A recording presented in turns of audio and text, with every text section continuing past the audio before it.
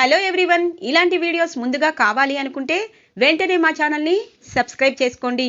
Upcoming రివ్యూలోకి వెళ్ళిపోదాం. Episode start అవ్వంగానే Aravinda పాపని విక్రమాదిత్య కారులో వదిలేసి పరుగు పరుగున వెళ్తూ ఉంటుంది. అరవిందని వెంబడిస్తూ ఉంటారు రౌడీలు, అలాగే మురళి. అరవింద ఒక కారు వెనకాల దాక్కుని ఉంటుంది. అరవింద నీడను చూసి మురళి పసిగట్టేస్తారు. రానమ్మా, బయటికి రా, నువ్వు అక్కడున్నావని నాకు తెలిసిపోయింది, నిన్ను నేమీ చెయ్యను అని అంటారు. అరవింద కోపంగా బయటికి వస్తుంది. విక్రమాదిత్యని చూస్తూ ఉంటుంది. రానమ్మా, నా నుండి తప్పించుకుని వెళ్ళిపోవాలనుకుంటున్నావు, వెళ్ళిపో, పాపని నా చేతిలో పెట్టి వెళ్ళిపో అని అంటారు మురళి. పాపని నీ చేతికిస్తే నువ్వేం చేస్తావో నాకు బాగా తెలుసు. కన్న తండ్రివైన నువ్వు పాప ప్రాణాలని తీయాలనుకుంటున్నావు. నిన్ను చూసి జంతువులు కూడా సిగ్గుపడతాయి. నీ పాపం పండే రోజు ఒకటి వస్తుంది అనగానే ఈ శాపాలన్నీ ఈ కాలంలో పనిచేయవు రానమ్మా, పాపని ఇచ్చి మీ తమ్ముడి దగ్గరికి వెళ్ళిపో అని అంటారు.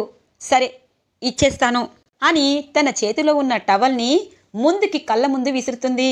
ఆ టవల్లో మొత్తం ఇసుక నింపి ఉండడంతో రౌడీల కళ్ళల్లో, మురళీ కళ్ళల్లో ఇసుకని కొట్టేసి పారిపోతుంది అరవింద.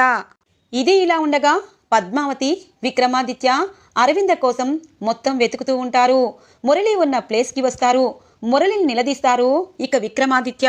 మురళి రౌడీలు కంట్లో ఇక ఇసుక పట్టంతో గిలగిలా కొట్టుకుంటూ ఉంటారు. సారు, వదిన వీళ్ళ దగ్గర లేదు, తప్పించుకుండాది, వీళ్ళ కళ్ళ నిండా ఇసుకే ఉంది, వదినికి ఏమీ కాదు, ఇక్కడే ఎక్కడ ఉండుండాది, మనం వెతికి తీసుకువెళ్దాము అనగానే ఇటు విక్రమాదిత్య ఒకవైపు, పద్మావతి ఒకవైపు అరవింద కోసం వెతుకుతూ ఉంటారు. అరవింద మాత్రం పరుగు పరుగున రోడ్డుపైకి వచ్చి ఒక ట్రావెల్ బస్సుని ఎక్కేస్తుంది. పద్మావతి ఒక దారిలో వెతుక్కుంటూ హాస్పిటల్ దగ్గరికే వస్తుంది. ఇక కారు దగ్గర నుంచని, వదిన, ఆ దుర్మార్గుడు మిమ్మల్ని నరకం చూపిస్తున్నారు, మీరు వాడి చేతుల నుండి తప్పించుకున్నారు, పాప మీరు క్షేమంగా ఉండాలి, ఆ శ్రీనివాసుడు మీకు తోడుండాలి, ఎక్కడ ఉన్నావో చెప్పు వదినా, ఇక్కడ ఉన్నాను అని చెప్పి పాపం బాధపడుతూ అంతా వెతుకుతూ ఉంటుంది. ఇంతలో కారులో నుండి పాప ఏడుపు వినిపిస్తుంది పద్మావతికి. కార్ డోర్ తెరిసేసరికి పాప దానిలో కనిపిస్తుంది. పాపను చూసి ఒక్కసారిగా షాక్ అవుతుంది. ఈ పాప ఎవరి పాప? ఖచ్చితంగా అత్తయ్య గారే అయ్యుంటుంది. వదిన ఇక్కడ పెట్టి ఎక్కడ దాక్కున్నారు? వదినా, వదినా అని చెప్పి పిలుస్తూ ఉంటుంది పాపని పట్టుకొని. పాప దొరికిందన్న ఆనందం అరవింద కూడా కనిపిస్తుందేమోనని చాలా హ్యాపీగా ఫీల్ అవుతూ ఉంటుంది పద్మావతి. అరవింద కోసం వెతుకుతున్న పద్మావతికి మురళి, రౌడీలు కనిపిస్తారు. అమ్మో, పాప నా చేతిలో ఉంటే వీడు ఖచ్చితంగా పాపని ఏదైనా చేస్తాడు, నేను అర్జెంటుగా ఇక్కడి నుండి వెళ్ళిపోవాలి అని చెప్పి పాపని పట్టుకొని దాక్కుంటూ ఇక పద్మావతి తన పుట్టింటికి వెళ్ళిపోతుంది. ఇటువైపు విక్రమాదిత్య అంతా వెతుకుతూ ఇక చాలా బాధపడుతూ ఇంటికి చేరుకుంటారు. తెల్లగా తెల్లవారుతుంది. అరవింద బస్సు దిగుతుంది. పోలీస్ స్టేషన్కి వెళ్తుంది అరవింద. అర్ధరాత్రి బస్సు ఎక్కిన అరవింద, బస్సులో ఉన్నవారు ఇక మీకు ఇక్కడ ప్లేస్ లేదమ్మా, వేరే బస్సు ఎక్కండి అని చెప్పి కొంచెం దూరం వెళ్ళాక అరవిందని బస్సు నుండి కిందికి దింపేస్తారు. అరవింద మళ్ళీ తిరిగి మళ్ళీ హాస్పిటల్ దగ్గరికి వస్తుంది. ఇక అక్కడ ఎవరూ లేకపోవడంతో, ఆ కారులో పాప కూడా లేకపోవడంతో ఖచ్చితంగా విక్కీ దగ్గరికే నా పాప చేరుకుంది, నన్నేమీ చెయ్యలేరు, నేను ఆల్రెడీ పని వాళ్ళకి ఆ పత్రాలు ఇచ్చాను, ఖచ్చితంగా ఆ పత్రాల్లో నేను పవర్ ఆఫ్ పట్టాని రిటర్న్ విక్కీకే చెందేటట్టు చేశాను, అది పోలీసులకి అప్పగించాలి, అలాగే విక్కీ దగ్గర నేనుంటే ఖచ్చితంగా వాడు పాపని ఏదైనా చేస్తాడు, ఇదంతా నేను వీళ్ళకి దూరంగా ఉండే చెయ్యాలి, ఆ దుర్మార్గుడికి తగిన గుణపాఠం చెప్పాలి అని చెప్పి పోలీస్ స్టేషన్కి వెళ్ళి ఆ ఫైలు అందిందా లేదా అన్నది కనుక్కుంటుంది. మీ పని వాళ్ళు మాకు ఇచ్చారు మేడం, ఇప్పుడు విక్రమాదిత్య పేరు మీద మీరు పవర్ ఆఫ్ పట్టాని రాశారు, ఇప్పుడు ఆస్తంతా విక్రమాదిత్యదే, రేపు వెళ్ళి మేము వాళ్ళకి ఇది అందజేస్తాము అని అంటారు. తప్పకుండా అందజేయండి అని చెప్పి పోలీస్ స్టేషన్కి వెళ్ళి ఇక ఆ పవర్ ఆఫ్ పట్టాలో సంతకం చేసి అక్కడి నుండి దూరంగా వెళ్తూ ఉంటుంది అరవింద. ఇది ఇలా ఉండగా విక్రమాదిత్య ఇంటికి వస్తారు. ఇంట్లో ఉన్న వాళ్ళంతా, విక్కీ, నువ్వు పద్మావతి రాత్రంతా ఎక్కడ ఉన్నారు? ఏదో జరిగింది, మీ ఇద్దరు ఇంటికి రాకపోతే మాకెంత బాధగా ఉంటుంది అని చెప్పి నాయనమ్మ అడగడంతో, నాయనమ్మ, అక్కకి అమ్మ పుట్టింది అని చెప్పి సంతోషంగా చెప్తారు విక్కీ. అవునా, అరవిందకి పుట్టేశారా? ఆడపిల్ల పుట్టేసిందా, నా కోడలు వచ్చిందా, ఇంకా ఇక్కడ ఉంటావేంటి విక్కీ, పద అరవిందని పాపని చూద్దాము, ఇంటికి తీసుకొద్దాము అని అంటారు నాయనమ్మ. అక్క అక్క మనందరికీ దూరంగా పాపతో ఎక్కడికో వెళ్ళిపోయింది, ఆ దుర్మార్గుడికి దూరంగా మనకి దూరంగా వెళ్ళిపోయింది నానమ్మ. అక్క కోసమే మేము అంతా వెతికాము, అక్క ఎక్కడా కనిపించలేదు. నిజం చెప్పాలంటే పద్మావతి కేసు వెనక్కి తీసుకోవడం వల్లే ఇదంతా జరిగింది. ఆ కేసు వెనక్కి తీసుకోకపోతే వాడు ఫ్రాడ్ అని తెలిసేది, అక్కని మన దగ్గరికి పోలీసులు తెచ్చేవారు. ఇప్పుడు అక్క మనకి దూరం అయింది నానమ్మ అని చెప్పి బాధపడుతూ ఉంటారు. అంటే అరవింద తప్పించుకుందా అని చెప్పి దివ్య ఎక్కడికి వెళ్ళింది, ఇప్పుడు పాపని బావ ఏదైనా చేస్తాడని దూరంగా వెళ్ళిపోయిందా అని చెప్పి మనసులో అనుకుంటూ ఉంటుంది దివ్య. చూసావా పద్మావతి, నువ్వు ఏదో చెయ్యాలనుకున్నావు, కనీసం భర్తకి విషయం చెప్పకుండా ఉంటే నువ్వు ఏదో సాధిస్తాను అనుకున్నావు. కానీ ఇప్పుడు ఏం జరిగింది, అక్క మనందరికీ దూరంగా వెళ్ళిపోయింది. ఇప్పుడు మనం ఏం చెయ్యగలం, పాపతో అక్క ఎన్ని ఇబ్బందులు పడుతుందో నాకు గుర్తుకొస్తూనే తట్టుకోలేకపోతున్నాను. చిన్న పాప, మా అమ్మ ఎన్ని కష్టాలు పడుతుందో అని అంటారు. సారు, వదిన ఆ దుర్మార్గుడి దగ్గర లేదు, అది నాకు చాలా సంతోషంగా ఉంది.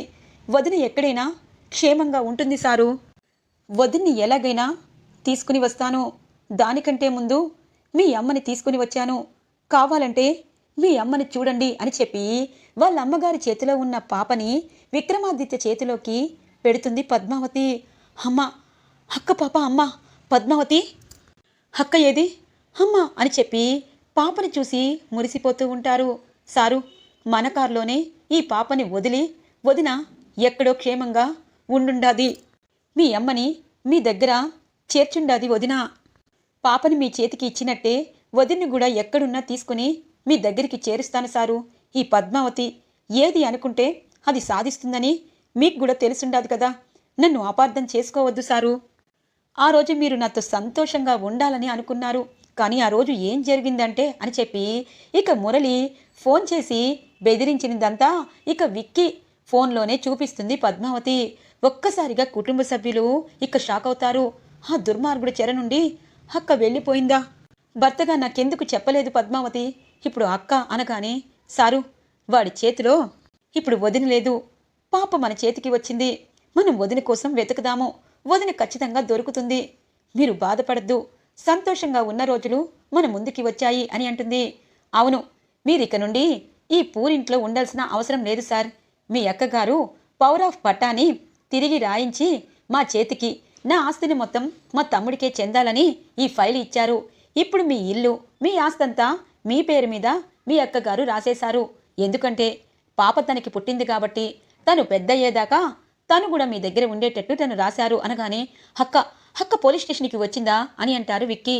అవును, అరవింద గారు వచ్చి ఈ ఫైల్ని ఇచ్చారు, ఇక మీరు ఇక్కడ ఉండాల్సిన అవసరం లేదు, మీ ఆస్తి మీ ఇంటికి వెళ్ళిపోవచ్చు అని చెప్పి ఇక లాయర్ అలాగే ఇన్స్పెక్టర్ వెళ్ళిపోవడంతో పాప అమ్మ వచ్చిన వేళ విశేషంతో నాకు ఆస్తి వచ్చింది, అక్క దూరం అయ్యింది. అక్క, నన్ను నువ్వు అమ్మలా చూసుకున్నావు, ఇప్పుడు ఈ అమ్మని నేను నా కంటికి రెప్పలా చూసుకుంటాను, నువ్వు ఎక్కడున్నా సంతోషంగా ఉండాలి అక్క అని పాపుని ముద్దు పెట్టుకుంటారు విక్కీ. ఇక విక్కీ ఫ్యామిలీ అంతా తన పాత ఇంటి అంతే తనకున్న ఆస్తిని మొత్తం రావడంతో ఇక తన ఇంటికి చేరుకుంటారు. ఎవరికి వారు ఆ ఇంటిని చూసి ఇక వాళ్ళు బాధపడుతూ ఉంటారు. ఒక దుర్మార్గుడు వల్ల మనం ఇన్ని కష్టాలు పడ్డాం, అరవింద ఇంకా కష్టాలు పడింది, ఇకపై ఎవరిని నమ్మకూడదు విక్కీ అని చెప్పి నాయనమ్మ ఎమోషనల్గా మాట్లాడుతూ ఉంటారు. ఇది ఇలా ఉండగా పోలీస్ స్టేషన్ నుండి బయటికి వస్తున్న అరవిందని ఇక మురళి నోరు నొక్కేసి తనతో పాటు తీసుకుని వెళ్తూ ఉంటారు. చెప్పు, పాప ఎక్కడుందో చెప్పు, చంపేస్తాను అని అంటూ ఉంటారు. నువ్వు చంపినా, నేను చచ్చినా నేను చెప్పను, నా తమ్ముడికి న్యాయం చేశాను అని చెప్పి ఇక అరవింద ఎదిరిస్తూ ఉంటుంది. ఇంటిలో తీసుకొచ్చి ఈడ్చి కొడతారు అరవిందని. నువ్వు ఎన్ని చేసినా నేను మాత్రం చెయ్యవలసిందే చేశాను. ఒరేయ్, నన్ను ఏదైనా చేస్తే ఖచ్చితంగా నీకే ప్రమాదం. ఒకటి మాత్రం నిజం, నా తమ్ముడి ఇంటికి నా కూతురు చేర్చుకుంది, నా తమ్ముడికి ఆస్తిని మొత్తం నేను పవర్ ఆఫ్ పట్టాతో సహా ఇచ్చేశాను. ఇప్పుడు నన్ను ఇంటికి తీసుకొచ్చి నువ్వు ఏమీ చెయ్యలేవు, నువ్వు ఎటో వెళ్ళిపోయావని బామ్మర్దిగాడు అనుకుంటున్నాడు, కానీ నిన్ను తీసుకొచ్చిన సంగతి వాడికి తెలీదు. కానీ నా గురించి నీకు తెలియదు రానమ్మా, నీకు నువ్వే నీ కూతుర్ని, అదే మీ అమ్మని తమ్ముడి దగ్గరికి చేర్చావు. ఆస్తిని మొత్తం మీ తమ్ముడికే వచ్చేటట్టు వీలునామా కూడా రాసేశావు. కానీ నీకు తెలియాల్సింది ఇంకొకటి ఉంది. దివ్య అని పిలుస్తారు. దివ్య అక్కడికి వస్తుంది. దివ్య, వీడు దుర్మార్గుడు, ఇక్కడికి ఎందుకు వచ్చావు? నా కోసం వచ్చావా అని అంటుంది అరవింద. ఛీ, నీకోసం నేనెందుకు వస్తాను? నువ్వు విక్కీ నన్ను సొంత చెల్లిలా చూసారా? మా నాన్నని ఎంత టార్చర్ పెట్టారో చచ్చేదాకా, మా డాడీని ఎంత ఇబ్బంది పెట్టారో నాకు తెలీదా? బావా, నిన్నేం చెయ్యాలో చెప్పు బావా, ఖచ్చితంగా చేస్తాను అనగానే, హలో డార్లింగ్, నాకు తెలుసు. నిజం చెప్పాలంటే అదిగో ఈ అరవిందని నేను చేసుకున్నది డబ్బు కోసమే. దీన్ని నేనెందుకు చేసుకుంటాను? అసలు నా మనసంతా నువ్వే ఉన్నావు మరదలా. నిన్ను పెళ్లి చేసుకుని దీని ముందే నీకు పువ్వుల్లో పెట్టుకుని చూసుకుంటాను. దీని ముందే నేను నీతో కాపురం చేస్తాను. అలాగే నువ్వు ఇక్కడ నాతో మంచిగా ఉండి అక్కడ నా కూతుర్ని చంపేయాలి. రానమ్మకి ఎన్ని కష్టాలున్నా తమ్ముడు బాగుండాలి, తన కూతురు బాగుండాలని అంతా చేసింది. ఇప్పుడు తన కళ్ళెదుటే తనకి టార్చర్ పెడతాను. తన తమ్ముణ్ణి చంపేస్తాను. అలాగే పాపని కూడా చంపేస్తాను. ఏ ఆనందమైతే మీకు ఉందో ఆ ఆనందాన్ని దూరం చేస్తాను అనగానే ఇక అరవింద ఒక్కసారిగా షాక్ అవుతుంది. దివ్య, ఈ దుర్మార్గుని ఎందుకు నమ్మావు? నీకు నాగతే పడుతుంది. వెళ్ళిపోయి విక్కీ చెప్పినట్టు విను. నేను ఎలాగూ వీడు చెప్పింది వినను, వీడు ఏమీ చెయ్యలేడు అనగానే, బావా నేను ఖచ్చితంగా చేస్తాను. సరే బావా, ఇక్కడ ఈవిడి గారు ఉందని ఎవ్వరికీ తెలియకుండా చూసుకో. ఎందుకంటే ఇది ఖచ్చితంగా పోలీస్ కేసు పెడితే నువ్వు ఇరుక్కుంటావు. అందుకే ఇది కేసు పెట్టకముందే పాపని పైకి లేపేస్తాను అని చెప్పి దివ్య అక్కడి నుండి వెళ్ళిపోతుంది. దివ్య, నువ్వు ఎంత త్వరగా ఆ పనిని పూర్తి చేస్తే అంత త్వరగా మన పెళ్ళి అవుతుంది అని చెప్తూ ఉంటారు మురళి. ఇలా కొన్ని రోజులు గడుస్తాయి. అరవిందకి కొంచెం భోజనం పెట్టి తనని చాలా ఇబ్బందులు పెడుతూ రాక్షస ఆనందం పొందుతూ ఉంటారు మురళి. ఇటువైపు విక్రమాదిత్య ఫ్యామిలీ పాప రావడంతో, అలాగే ఆస్తి కూడా వాళ్ళది అవ్వడంతో చాలా హ్యాపీగా అందరూ సంతోషంగా ఉంటారు. ఇక మురళి దగ్గర నుండి అక్క అరవింద వెళ్ళిపోవడంతో తన కోసం పోలీస్ కంప్లైంట్ ఇస్తారు విక్రమాదిత్య. ఇక అక్క త్వరలో దొరుకుతుందన్న ఆశతో పాపతో చాలా హ్యాపీగా ఫీల్ అవుతూ ఉంటారు. పాపకి పేరు పెట్టే రోజు వస్తుంది. అంగరంగ వైభవంగా అన్నదానం, అలాగే ఇక చాలామందికి చాలా పెద్ద సెలబ్రేషన్ చెయ్యాలని అన్ని ఏర్పాట్లని చేస్తూ ఉంటారు. ఇక పద్మావతి పాపని చూస్తూ, అత్తయ్య, మీ అబ్బాయి నాపై ఇంకా కోపంగా ఉండారు. తనకి మీరే పెద్దయ్యాక బుద్ధి చెప్పాలా అనగానే, అవసరం లేదు పద్మావతి, ఇప్పుడే బుద్ధి చెప్పాలి. ఎందుకంటే అమ్మా, నీ కోడలికి తను ఏమైపోయినా పర్వాలేదు, భర్తకేమీ చెప్పదు. తను ఇబ్బంది పాలైనా సరే తను అనుకున్నదే చేస్తుంది. మొండి పద్మావతి ప్రాణాలను కూడా తీసేసుకుంటుంది. నువ్వు కొంచెం పెద్దయ్యాక ఈవిడి గారిని మార్చమ్మా అనగానే, ఏం మార్చాలి సారు, ఏం మార్చాలి? ఇప్పటిదాకా నేను ధైర్యంగా ఉండుండాను. ఇప్పుడు మీ గురించి అర్థమైంది. మీరు నన్ను దూరం పెట్టినా నేను మీకు దగ్గర అవుతాను అని చెప్పి ఇక విక్రమాదిత్యని గట్టిగా కౌగిలించుకొని మంచం మీదకి నెట్టేస్తుంది పద్మావతి. ఓయ్ పద్మావతి, నువ్వు రౌడీనే, కానీ ఇలాంటి రౌడీవని తెలియదు అనగానే, అవును కదా, ఈరోజు పాపకి మంచి పేరు పెట్టాలి, అత్తయ్య పేరు పెట్టాలి అని చెప్పి ఇక పాపని చక్కగా రెడీ చేసి ఇద్దరూ మంచి బట్టలు కట్టుకొని ఇక మెట్లపై నుండి పాపని తీసుకుని కిందికి వస్తూ ఉంటారు. పెద్ద ఉయ్యాలతో ఇక ఇల్లంతా చాలా అంటే చాలా అందంగా రెడీ చేసి పాపకి నామకరణం చేయడానికి అందరూ సిద్ధమవుతారు. విక్రమాదిత్య, పద్మావతి, అలాగే ఇక పాప ముగ్గురు మెట్లపై నుండి దిగుతూ ఉంటారు. చుట్టాలందరూ వాళ్ళని చూస్తూ ఉంటారు. పాపని ఉయ్యల్లో వేస్తారు. పాపకి పేరు పెట్టి ఒకరిని ఒకరు చూసుకుంటూ ఉంటారు పద్మావతి, విక్రమాదిత్య. ఇటువైపు అరవింద చీకటి గదిలో, ఈరోజు మా అమ్మకి పేరు పెడతారు, అమ్మ పేరే అమ్మకి పెడతారు. నా పాపని చూడాలనిపిస్తుంది, పాపకి దగ్గరికి వెళ్ళాలనిపిస్తుంది. ఎలా వెళ్ళాలి? నా తమ్ముడి దగ్గరికి వెళ్ళిపోతాను అని చెప్పి ఇక కిటికీ వైపు చూస్తుంది అరవింద. కిటికీకి ఒక పెద్ద హోల్తో ఉన్న ఒక గ్రిల్ కనిపిస్తుంది. గ్రిల్ని తీస్తుంది అరవింద. అక్కడి నుండి కిందికి మెల్లిగా దూకేస్తుంది. అమ్మయ్య అని చెప్పి తన కాలకున్న కొంచెం ఆ షూని పాపం సరిగా పెట్టుకొని నీరసంగా ఆటోలో బయలుదేరుతుంది అరవింద. ఇక అరవింద ఆటోలో నుండి ఇక తన పుట్టింటికి 21 రోజుల తర్వాత అక్కడికి వస్తుంది.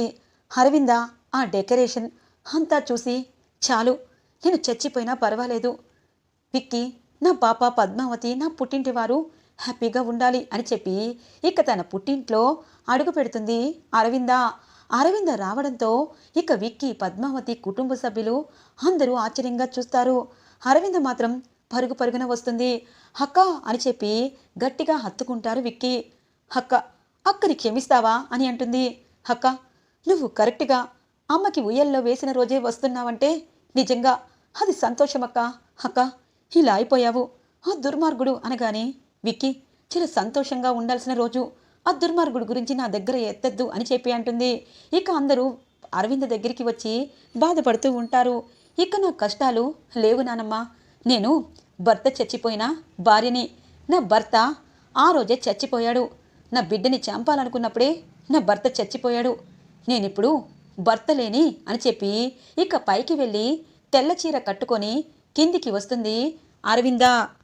అరవింద్ని చూసి ఇక ఇటువైపు విక్కీ, పద్మావతి అందరూ బాధపడతారు. అక్క, అమ్మ అని చెప్పి చేతిలో పెడతారు. ఇక తన బిడ్డని చూసుకొని బాధపడుతూ ఆనందంగా ఊయల్లో తన చేతులతోనే వెయ్యమంటారు విక్కీ. పాపకి మంచి పేరు పెట్టి ఇక అందరూ హ్యాపీగా ఉన్నప్పుడు మురళి చేరుకుంటారు. మురళిని చూడగానే అందరూ కోపంతో ఇక మురళి వైపు చూస్తూ ఉంటే మురళి మాత్రం అరవింద వైపు చూసి ఒక్కసారిగా షాక్ అవుతారు. ఇంతలో ఇన్స్పెక్టర్ వస్తారు. మీరు అరెస్ట్, ఎందుకంటే మీ భార్యని ఇన్ని రోజులు కిడ్నాప్ చేసి మీ దగ్గరే ఉంచి చిత్రహింసలు పెట్టారు, అలాగే పాపని కూడా చంపాలని మీరు చూస్తున్నట్టు మాకు కంప్లైంట్ వచ్చింది, అలాగే విక్రమాదిత్య గారికి ఫోర్జరీ కేసుతో తమ ఆస్తిని మీకు దక్కించుకునేటట్టు చేశారు, ఇవన్నీ కేసులు మీ మీద ఉన్నాయి, పద జైలుకి అని చెప్పి ఇన్స్పెక్టర్ మురళిని అరెస్ట్ చేసి తీసుకుని వెళ్ళిపోతారు. ఇక ఇటువైపు వీళ్ళ ఫ్యామిలీ అంతా ఒక రావణాసురుడు చనిపోతే ఎంత ఆనందంగా ఫీల్ అవుతారో అలా హ్యాపీగా ఫీల్ అవుతారు. ఈరోజు ఎపిసోడ్ ఇలా ఇంట్రెస్టింగ్గా ఎండ్ అవుతుంది ఫ్రెండ్స్. రాబోయే ఎపిసోడ్స్ కోసం మా ఛానల్ని సబ్స్క్రైబ్ చేసుకోండి. Thanks for watching friends.